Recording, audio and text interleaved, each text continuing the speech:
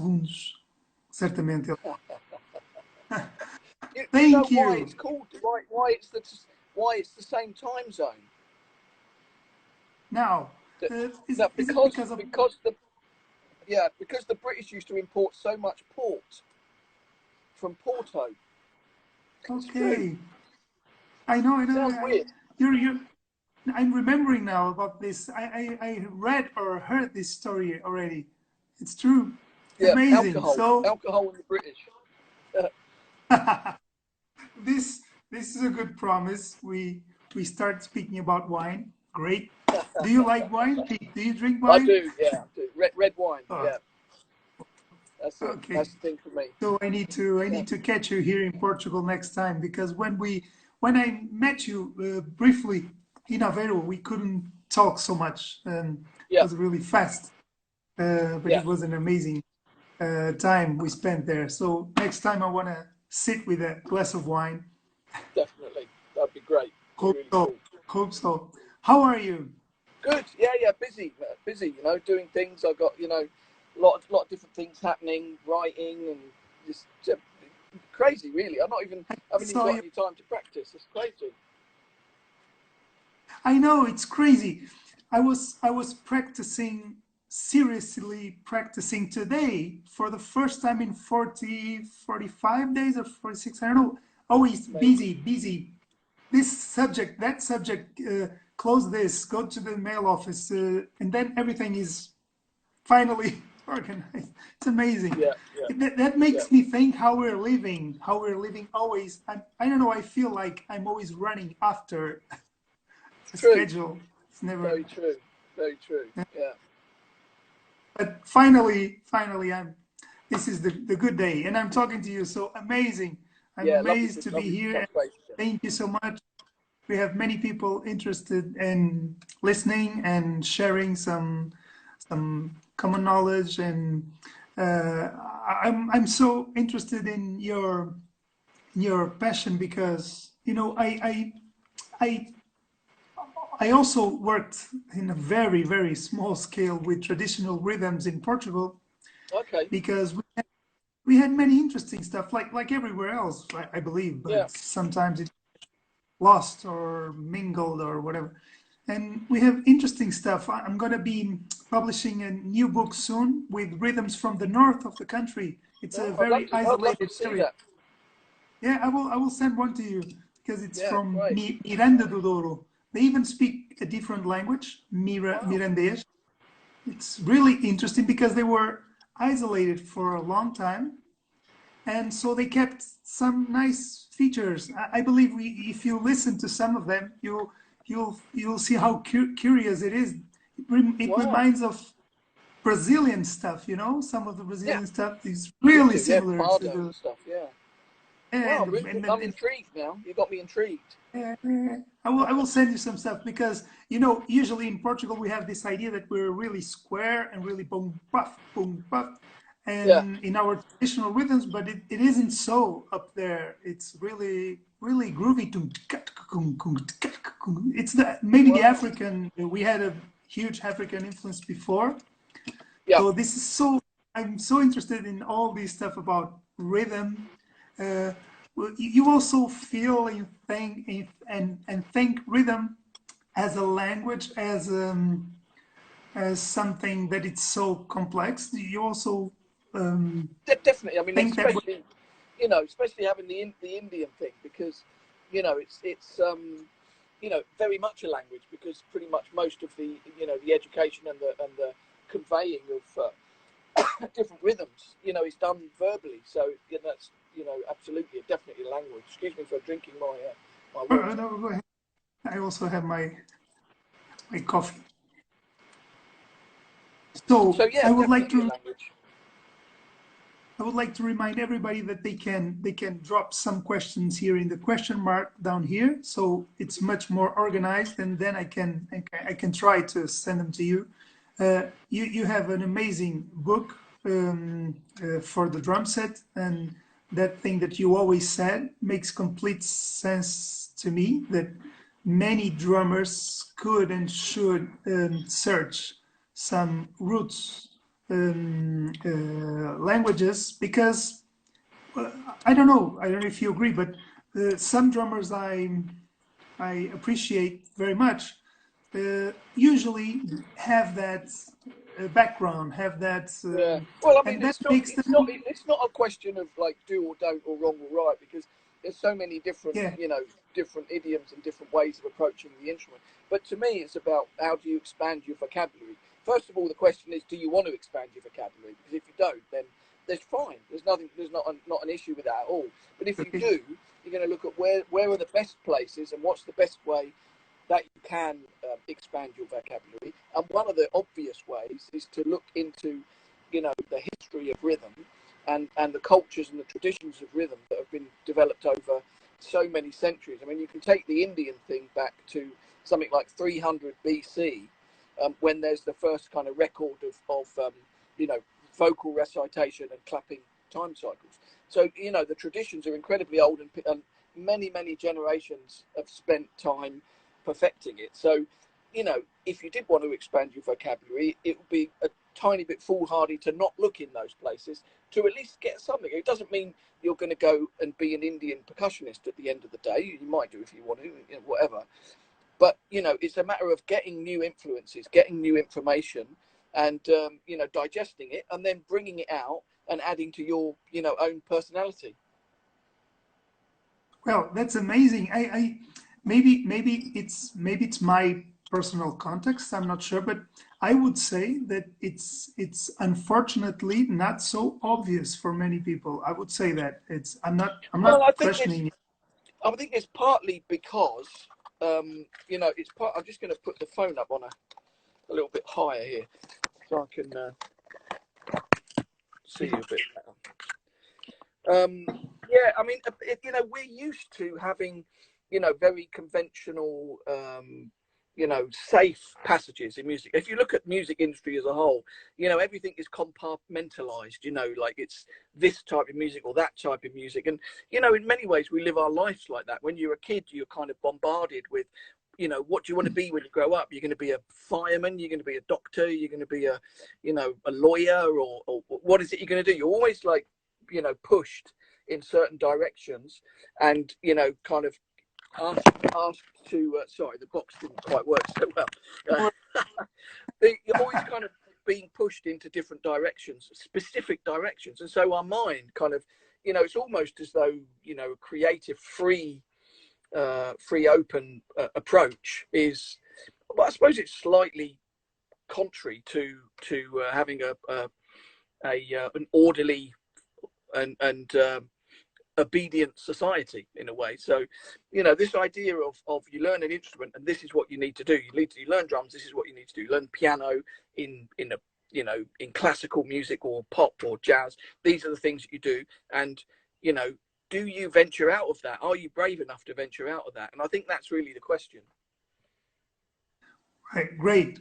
It's a great answer. And I'm thinking about, there's a guy, he's not even a musician. I've been reading this book for some time. This book called What Makes a Good Rhythm Good. I don't know if you know this guy. He's I not don't know. very famous. It's a real interesting book. It's amazing. Oh, It's kind of complex, like every book about all kinds of rhythms and patterns and stuff. But it's yeah. really amazing. Just what you said. It's amazing. It's amazing analysis because rhythms exist for so long. We don't even know, I believe, so how much, and we Yeah. have suppressed some of them, and we have worked with many others for I mean, the so other thing, long. sorry to interrupt, that the other thing about this as well is that, humanity seems to feel that it owns rhythm. We're just messengers of something. Without humanity, rhythm is still there. Rhythm and the punctuation of time. It's just that we've found a way to I don't know, express our perspective of rhythm through certain things. But I mean, it's there. It's not ours at all. We're a nothingness to it, to be honest. I totally agree. And do you think that everybody has a slightly different perception of rhythm? It's a tough one. I mean, you know, certainly in terms of rhythmic ability, I'd say different people have different rhythmic ability. From my experience in teaching, you know, there's no doubt in my, it's not politically correct to say it, but, you know, there's no doubt in my mind that there are different rhythmic abilities. You know, maybe someone who's not, you know, high up on the list of rhythmic skills might be a brilliant poet, or, you know, an amazing something else, you know, scientist or something, you know. So it's not so much a judgmental thing, but definitely in terms of education, I've seen different levels of rhythmic skills, which of course must mean that, you know, if that is taken as a given, then that would mean therefore that you know, the perception of rhythm would be different between people with different rhythmic abilities, but not necessarily the feeling of rhythm, the perception of it. Yeah, some people, I don't know, I tend to understand that some guys that study these things say that there are minor differences in perceptions of frequencies and stuff, and that's what makes it really interesting, and not the opposite. That's what makes what makes us need to, I don't know, interpret or use rhythm, as you said, because in fact rhythm is amazing. Rhythm is everywhere, and we can only Yeah. maybe, I don't know, maybe have a perception of a very small amount. That's amazing. That's an amazing view. I really enjoy that. Sometimes I work mainly with initiation to the drums in intermediate drummers. That's what Yeah. I really like to do with a higher level teacher. But it's amazing that I like to talk to them about this, and sometimes the kids are just like, "Whoa, I just want to do a parody." Show me a John Bonham lick. Oh, this is the craziest teacher. No, Yeah. but you know, but it's amazing because it's really about time. Has a lot to do with time. Generally, time, sound and silence happen in time. So Yeah, it's a of course, it's a perception. It's a fluctuation of time. Yeah. amazing. Are you still teaching? Because you've Not, been really I've busy. never, you know, some years ago I used to teach a lot, you know, when, well, you know, 15, 20 years ago, but I don't really do that much now. There's a few people come for lessons, and I do a few Skype things and stuff like that, but not so much, to be honest. But education in terms of like putting stuff out online, and you know, I'm just working on a new Patreon channel that I'm going to do for Indian Rhythm, and that'll be, you know, Okay. it'll be totally free. I'm not going to charge for it, you know. I want to, but you know, like we were saying earlier, you know, so busy with so many things to actually generate the body of content that you need to actually launch it in the first place is, you know, kind of takes a bit of while, especially with all these, you know, internet collaborations that are going on as well. You know, it's a pretty busy time. That's amazing.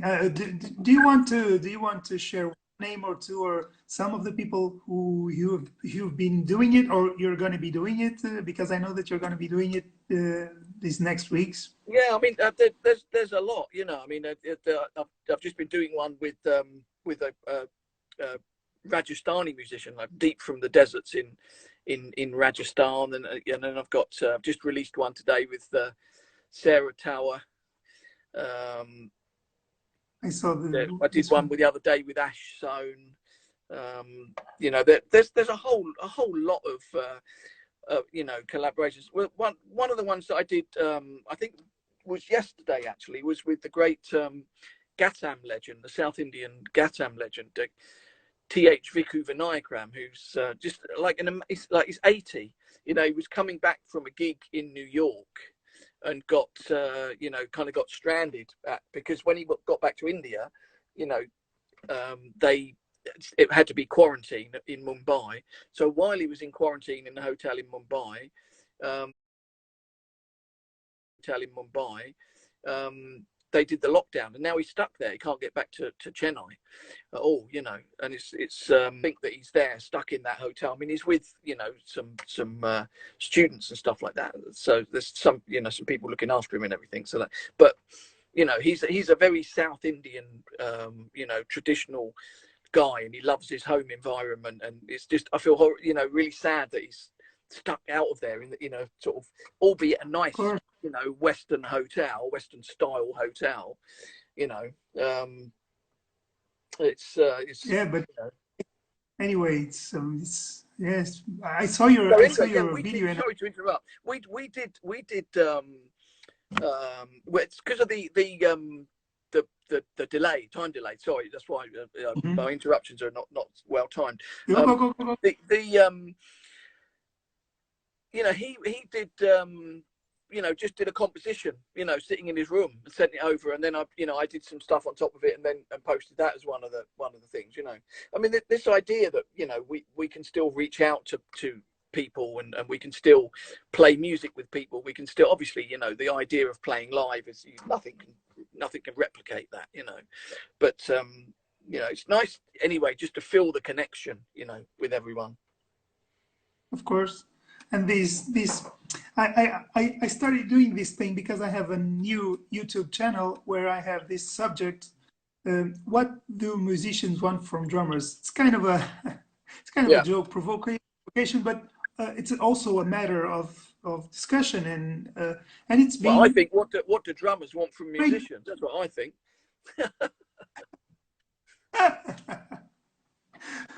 No, it's and having these talks, because I thought I will keep on talking to people about some of these subjects, and YouTube kind of stopped because it's too much. It's too confusing, the internet right now, and I think people will only listen to what they already follow and want to receive. But these talks I've been having, it's amazing because I'm here alone, and for 47 days, I don't know. And it's great. It's a great way to, I'm getting so many references for myself and learning, and this helps because we have some time now. We're always saying this, we don't have time, and now we have some time to check out your book, check out your app, check out, and this is amazing. It's been going quite well. So we have a question for you. Can I try to address? Yeah. So it's Joanna. She works with me, and she's asking you which different aspects of your performance as drummer or percussionist were asked of you in all the different projects you played in. There are many, Joanna. There are so many.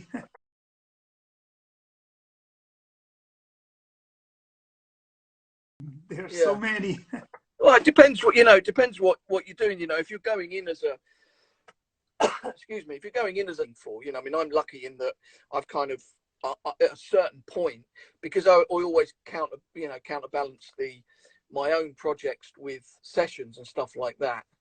You know, I was lucky enough to be able to, you know, release some CDs and all these like kind of things, and then people would start to call me because of that for sessions, and so I was getting called for my voice rather than to be you know, to be a traditional, you know, Latin player, or to do something traditional, you know, African drumming or whatever, you know, different percussion things, which, you know, is traditional things in that way isn't really what I ever did. It was always like a hybrid mix of all these different things that I learned, which is that was my passion. And so in a way, you know, my passion for what I did kind of guided the sessions that I chose to do and the ones that I chose to reject and not do. And you know, that kind of in many senses created the bookends of the parameters for, you know, what I would ideally be asked in sessions. So, you know, it kind of defined itself in many ways. But you've got to be prepared for the unexpected. You know, it's quite often, you know, you could be asked, like I did a session with Phil Manzanera from Roxy Music many years ago, and you know, everything had gone kind of fine. This was in the early days for me. Everything had kind of gone fine with the session, and then we got towards the end of it, and they wanted to do another track, and I tried a few things, and it didn't really work. You know, that's one of the things about recording, is that you've got to be prepared without, you know, beating yourself up and without feeling any self-doubt. If things don't work, you just move on to another thing. Just literally try different things. Even if you've got 10 people staring through the glass window at you, it just doesn't matter. You just carry on, try different things. One of them will work, Anyway, what we ended up doing, it was his idea, was we just got bits of the studio, went out and got the bin from outside, and the radiator outside of the radiator came off, and all of these little bits of kitchen stuff and all this. That's how we did that other track. We just random bits of studio. And I thought in the beginning, oh, this is a silly idea, this is not going to work. But of course, going back to the idea that we were saying earlier about rhythm and like the endless flow of rhythm without humanity and all that, it's the same with with sound. We can't start to think that the sounds that we choose and the music we make is specifically dictated by the norms of the instruments or the norms of the settings of the instruments. It's sound. So if you can smack a doorknob with a broom and it sounds good, as a quarter note all the way through a track, then do it.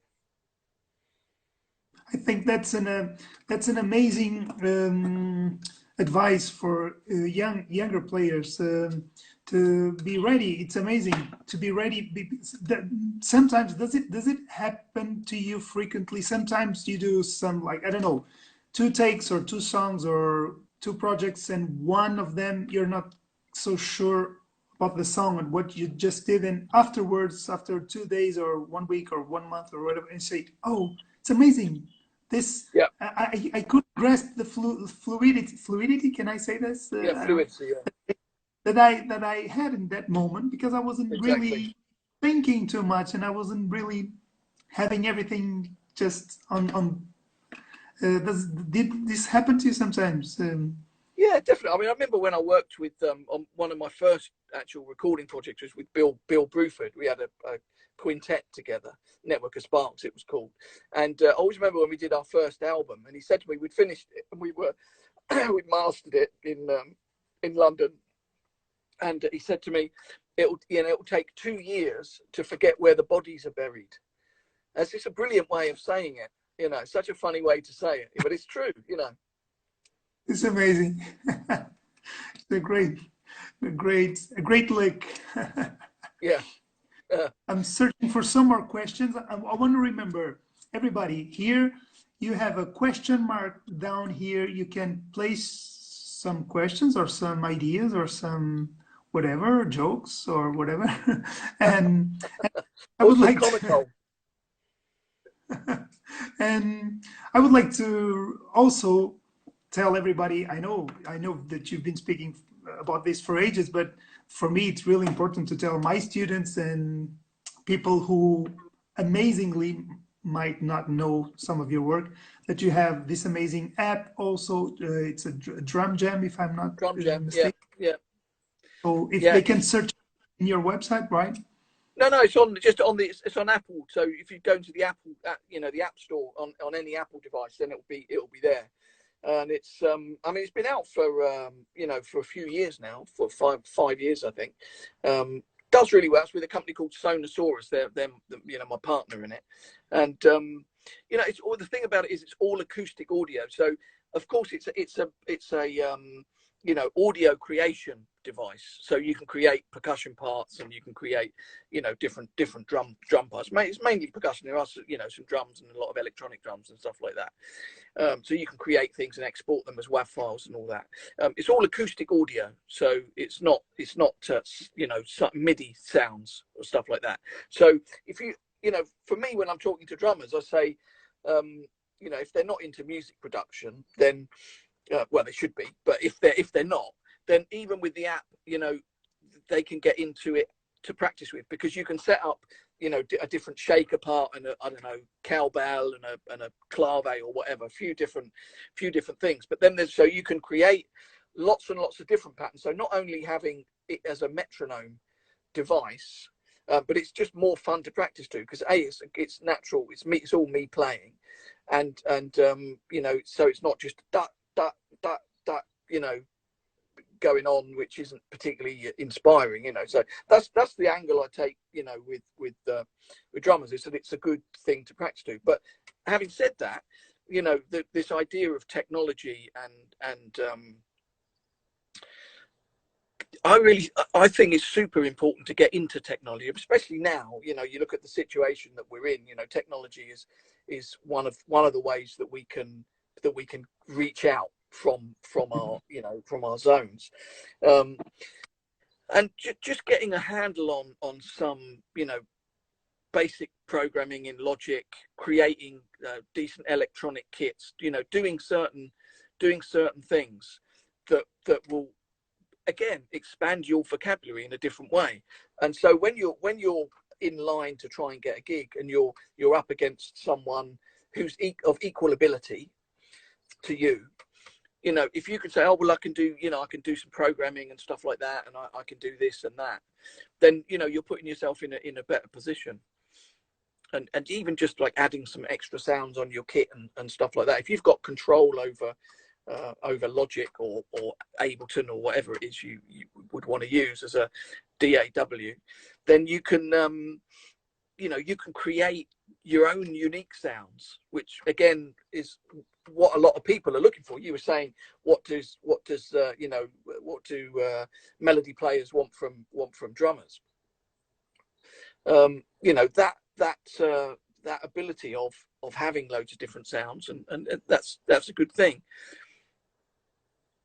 Yes, this is one of the ideas that we are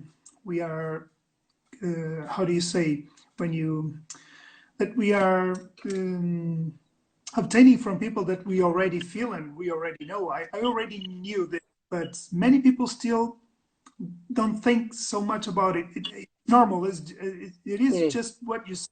People tend to think about their instrument and the limitations of their instrument and to be there. But if you think in a more broader.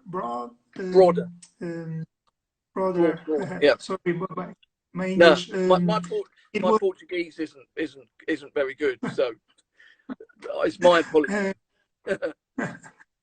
So it's true. You see it all the time.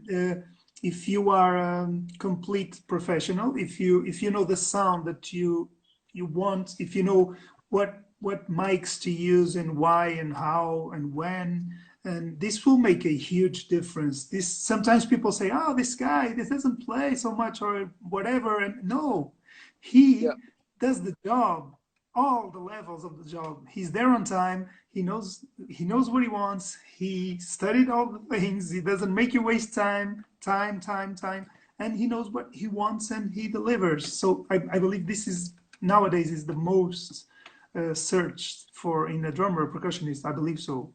Well, it certainly helps. If anything, it helps. I mean, of course, nothing can replace outstanding talent. You know, that's take that as a given. You know, but anything you can add, you know, it's gonna you know, enhance your you know, portfolio.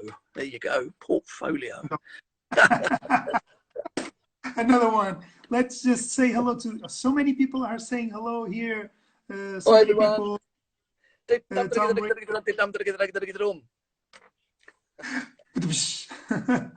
And we have Hugo here. Hugo Dani saying hello to you. He's always here. Hugo is an amazing teacher from Portugal.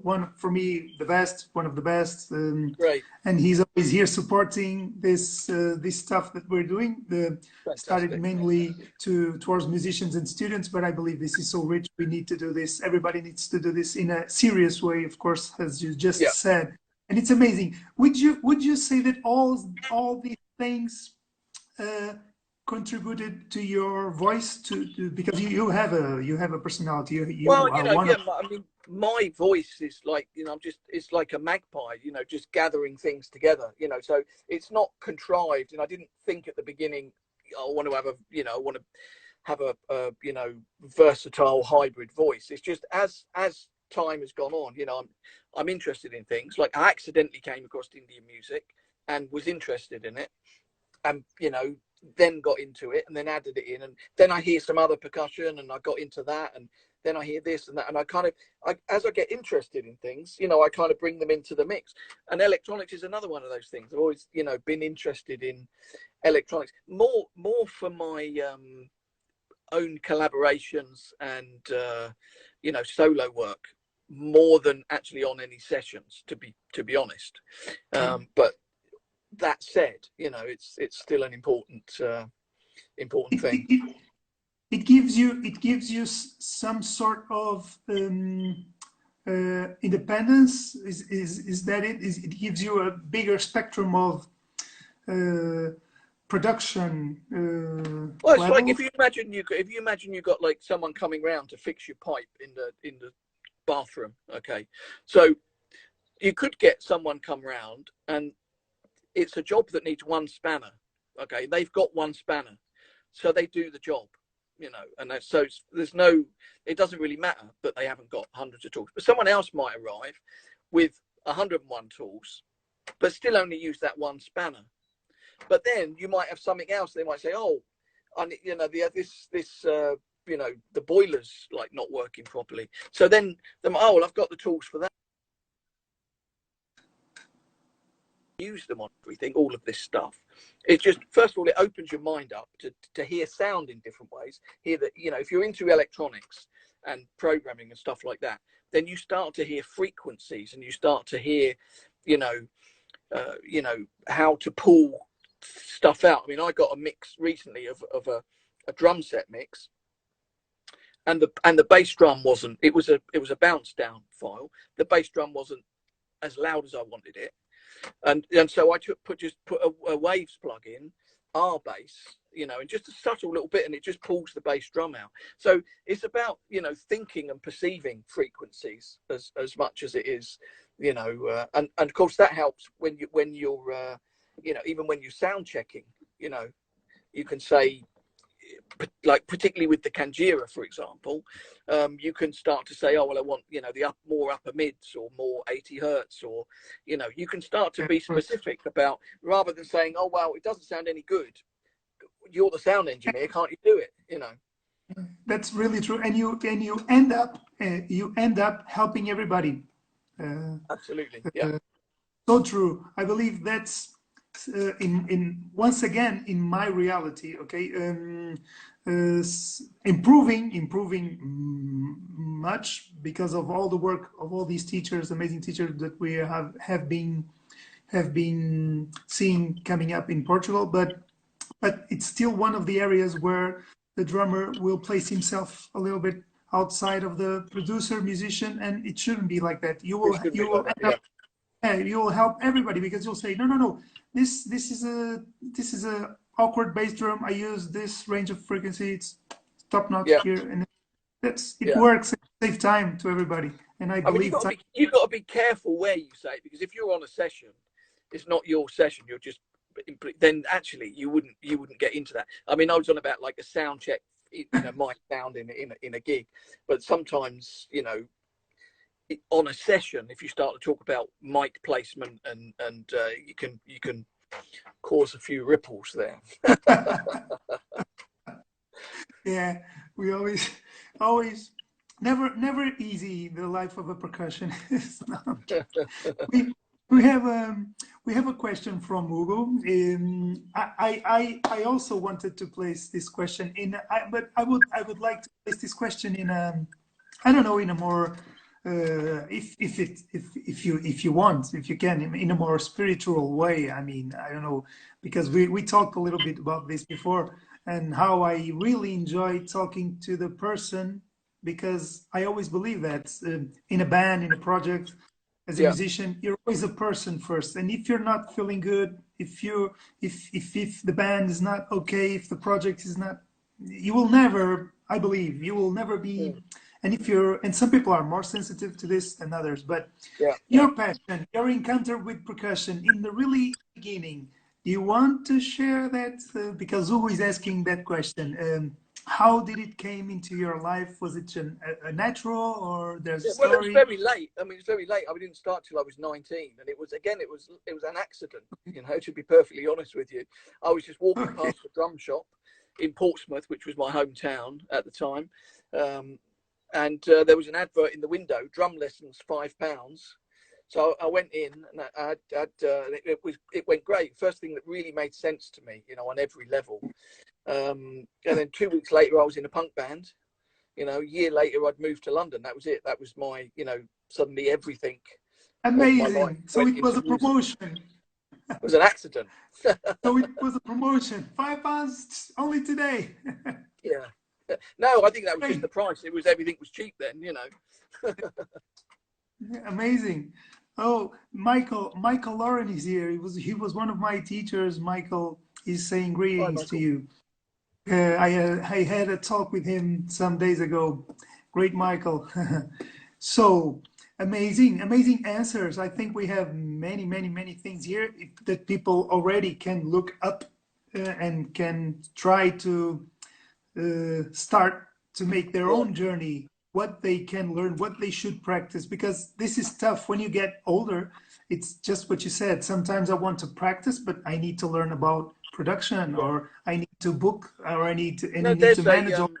there's a Japanese philosophy called Kaizen, that is actually really useful with this psychologically, because you know you hear a lot of people, so particularly like top end performers, who say, oh well, you can only really get there if you practice 8 hours a day, and you can only do that if you know, tie your hair to the ceiling so you don't fall asleep when you're practicing all night and stuff like that. But actually, the concept of Kaizen is Japanese. Actually, they use it in business a lot, but for me, it works, you know, very well as a concept musically, or in anything actually, to be honest. But it's this idea of, you know, you're bringing in small little portions of things. So, you know, because of this concept of, if you don't practice for 8 hours a day, there's you know, it's not any good. So then there's a disincentive at the beginning. I'm sure that's the sort of thing that puts a lot of people off. But instead, so the consequence of that is that you see little pockets of time, like you know, 15 minutes or 30 minutes, or little small pockets of time, and the concept then is that, oh well, that's got no value because it's only a small little amount of time, and what, you know, I need to do, you know, at least 4 hours without, you know, break, you know, without stopping. But Kaizen is like all of these things add up. So even if you can do little 15-minute things or little portions of time, everything kind of builds up into the positive thing. And you know, I think very much in that way. And I try and kind of, with all of the things that I'm, you know, juggling at the moment, is kind of one of the things that I use psychologically to kind of help, because then I can bring little bits of other things in, even if I'm focused on one thing, like I'm doing a mix, or I'm like, because I get kind of quite you know, deeply entrenched, focused on doing things, and that means suddenly you're just doing that one thing. You know, maybe at one point it could be practicing tabla, or one point it could be playing the rick, or, you know, writing a book, or whatever it would be. You know, like I wrote a novel in 3 months. I just like started it and couldn't stop, you know. But so before I realized Kaizen was there, you know. Anyway, this idea that you can, around that, the core of that, you know, we call it positively obsessive behavior. Around the core of the positively obsessive behavior, or around the core of your time restrictions, be it work or other commitments, family, you know, all of these things. Around that core, you can have these little pods of activity that will, in psychologically, you just think actually it's all going to count, you know. So, and that means if you free yourself in that way psychologically, it's a lot easier to start to, you know, bring little portions of productive time into play. Amazing, Pete. Just amazing, because I totally agree. You know, there's a guy who wrote a book called Atomic Habits, James Clear, and he got many inspiration also from the Japanese, and it really works. I believe I tell that to my students: do it small, but do it when you can, and Yeah. you will learn that many times you have much more time than you think, because you have 10 minutes here, 5 minutes there, 10 minutes here. And I don't know, in my personal opinion and in my humble opinion, because my level, it's not world level, things that I do, as you just said, if I play a little, imagine in your case, for example, if you play a little tabla and then you play a little drum set and then you just do some technique and then you listen to something or you listen to a concert, all these things make me more musical usually than just Absolutely. chopping long times. But this is different for everybody. I'm not saying wrong or right, because you learn this Exactly. Yeah. through the years. There's no wrong or right. Everybody's different. What you should is be open to precisely to these differences. Yeah. Yeah. I agree. That's good. Yeah. Yeah. Amazing, Everyone. amazing, amazing, amazing opinion. We have some more questions. We have a question from a very nice drummer, also João Lencastre, Portuguese drummer. How did you come up with the idea, and how was the development of the new Vic Firth mix brushes? Remix The brushes. remix brushes. Yeah. That's you know, It's a nice one. yeah, we got product of the show, and we got a few awards actually for it. But we got product of the percussion product of the show at NAM, which was like amazing. I was like, I was shocked, to be honest with you. But you know, it's not that I didn't think it was good, but you know, I was just happily shocked, should we say? But yeah, I mean, it's something that I've been doing for a long time, and it's the idea of, if for those of you that don't know the remix brushes, it's this idea of different grades of organic brushes,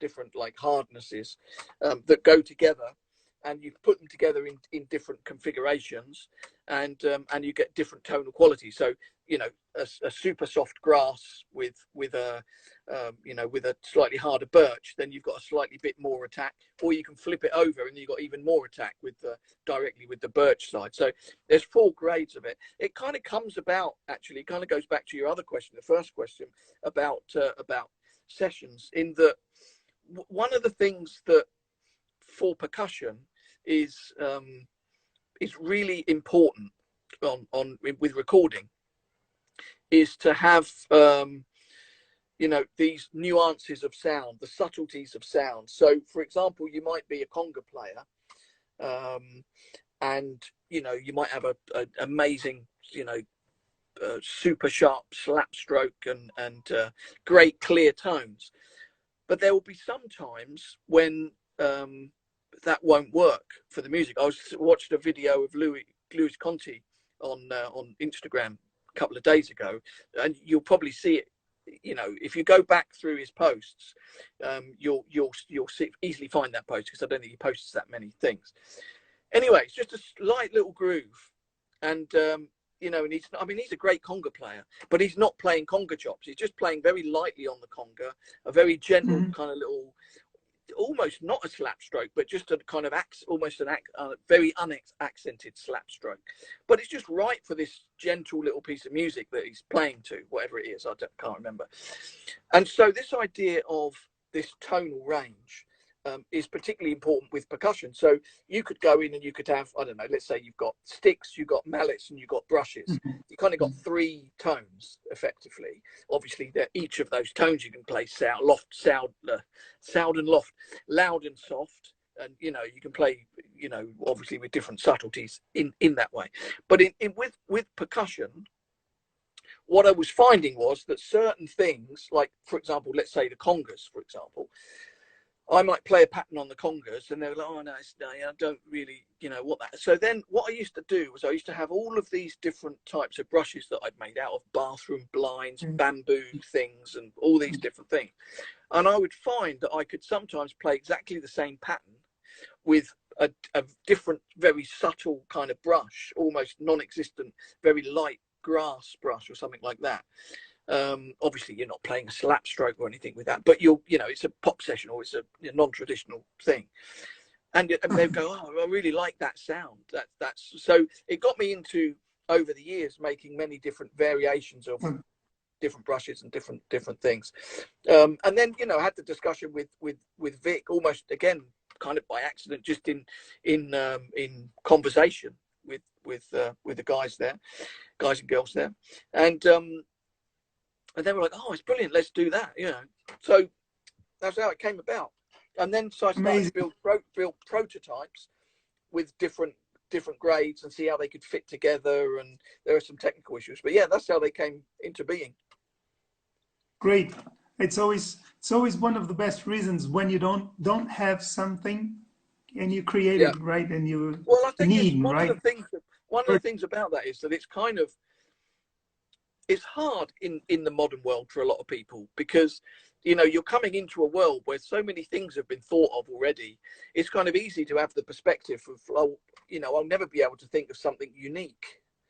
It's very, very, so I think the idea is to almost take the idea of you're floating down the stream anyway, and do the things that interest you, and you're more likely to come across something because you're not preconceiving, trying to come up with something different and novel and unique. Of course you might not do, but then if you're just floating down the stream, you wouldn't be bothered anyway. Great. A good question. Yeah, they're all good. I think I'm trying to manage here.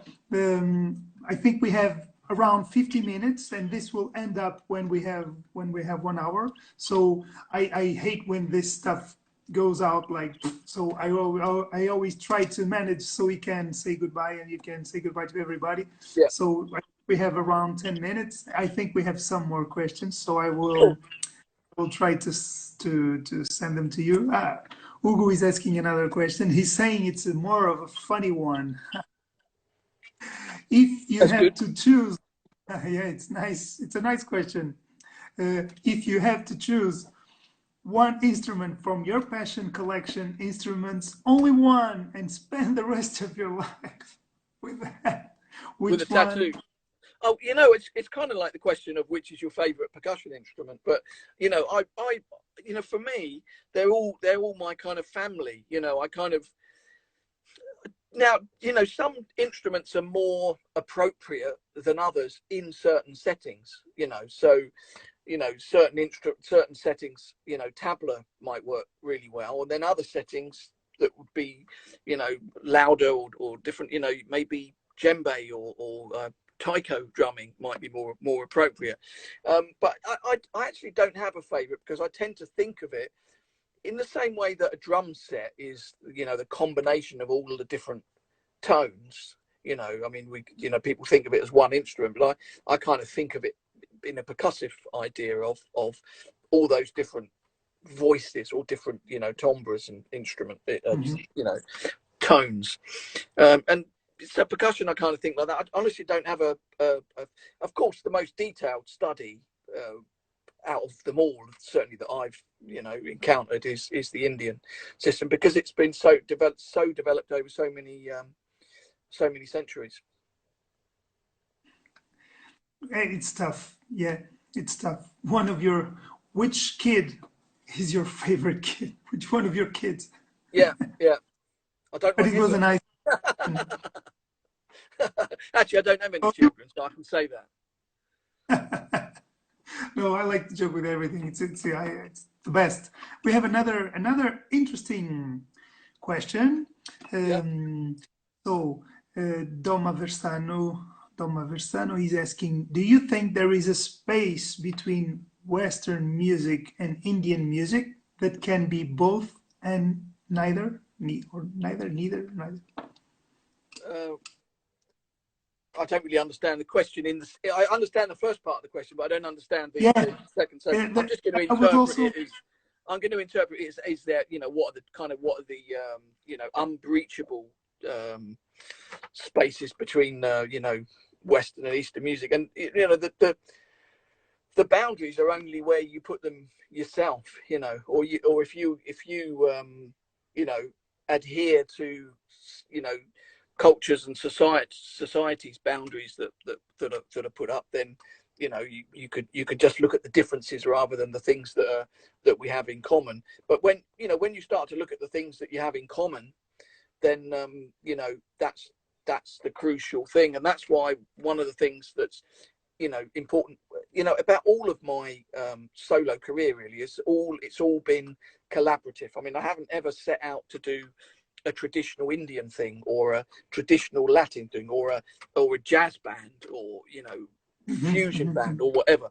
It's all been collaborative. It's all been bringing different elements together, because I think that's the that's the holy grail of musical discovery for me personally. And as soon as you start to do that and you get different different cultural elements together, then you've got people reaching out and exploring. Now that doesn't mean that's to the detriment of their traditional genres and methodologies. Mm-hmm. But what you're doing is, when you have collaborations like that, is that you're all looking for the middle ground, and that takes you back to the question.